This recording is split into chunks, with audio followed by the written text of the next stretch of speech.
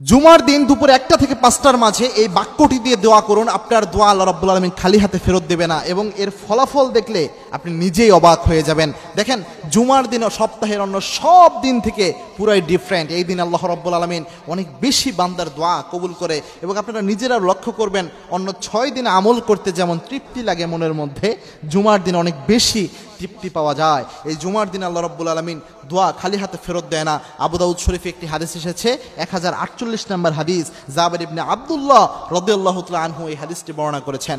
আল্লাহর হাবিব সাল্লাল্লাহু আলাইহি ওয়াসাল্লাম জানিয়েছেন, জুমার দিন এমন একটি সময় রয়েছে যে সময় বান্দা যদি দোয়া করে সেই দোয়া আল্লাহ রাব্বুল আলামিন খালি হাতে ফেরত দেয় না। জুমার দিনে এই সময় দোয়া করলে আল্লাহ রাব্বুল আলামিন খালি হাতে দোয়া ফেরত দেয় না।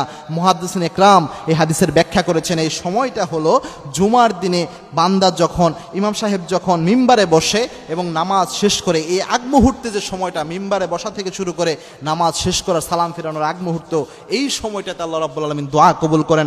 আরেক দল মুহাদ্দিস ইকরাম ব্যাখ্যা করেছেন যে আসরের নামাজের শেষ ওয়াক্ত অর্থাৎ মাগরিবের আগ মুহূর্তে আল্লাহ রাব্বুল আলামিন দোয়া কবুল করেন। বর্তমান ম্যাক্সিমাম জুমাগুলোতে দেখবেন একটার সময় ইমাম সাহেব খুতবা শুরু করেন, আলোচনা শুরু করেন, তো এখান থেকে নিয়ে শুরু করে এবং মাগরিবের শেষ ওয়াক্ত অনেক সময় 5টার দিকে অর্থাৎ আসরের শেষ ওয়াক্ত, এই সময় যদি আপনি দোয়া করতে পারেন, এই দুইটা সময় বিশেষ করে টার্গেট করে, আল্লাহ রাব্বুল আলামিন দোয়া ফেরত দেবে না। এবং একটি বাক্য দিয়ে দোয়া করবেন যে বাক্যের দিয়ে দোয়া করলে দোয়া ফেরত দেয় না, রাসূল নিজে গ্যারান্টি দিয়েছেন। আনাস রাদিয়াল্লাহু তাআলা আনহু হাদিস বর্ণনা করেছেন, তিরমিজি শরীফে হাদিস এসেছে।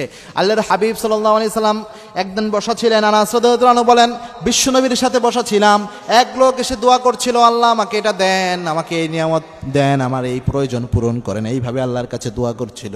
আল্লাহর হাবিব সাল্লাল্লাহু আলাইহি সাল্লাম আনাসকে বললেন, আনাস, এই লোক যে দোয়া করছে, এই লোকের দোয়া আল্লাহ রাব্বুল আলামিন খালি হাতে ফেরত দেবে না, কেননা এই লোক এই বাক্যটি দিয়ে দোয়া করেছে, আর এই বাক্য পরে যদি কেউ আল্লাহর কাছে দোয়া করে ওই দোয়া আল্লাহ খালি হাতে ফেরত দেয় না। আনাস রাদিয়াল্লাহু তাআলা বর্ণনা করেন, ওই লোক পড়েছিল ইয়া হাইয়ুন ইয়া কাইয়ুম ইয়া যাল জালালি ওয়াল ইকরাম, এই দোয়াটি পরে দোয়া করেছিল। এই দোয়াকে বলা হয় ইসমে আজম। বিশ্বনবী জানিয়েছেন, ইসমে আজম আল্লাযী ইযা দুইয়া বিহি আজাবা, ইসমে আজম দিয়ে যদি কেউ আল্লাহর কাছে চায় সেই দোয়া আল্লাহর সরাসরি কবুল করে নেয়। এই ব্যক্তি এই দোয়া পরে আল্লাহর কাছে চেয়েছিল।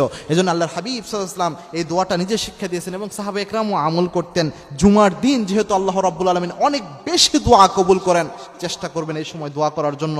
এবং মনে রাখবেন, লা ইয়ারুদ্দুল কদা ইল্লা দুআ, দোয়ার মাধ্যমে তাকদীর পর্যন্ত পরিবর্তন হয়ে যায়। এবং কি দোয়া যদি আপনি দোয়ার মতো করতে পারেন, এই সিনসিয়ার দোয়া লাইকে মিসাইল হামলা করলে যেমন মিস হয় না, দোয়ার মতো দোয়া করতে পারলে সেই দোয়া আল্লাহ রাব্বুল আলামিন কখনো খালি হাতে ফেরত দেয় না।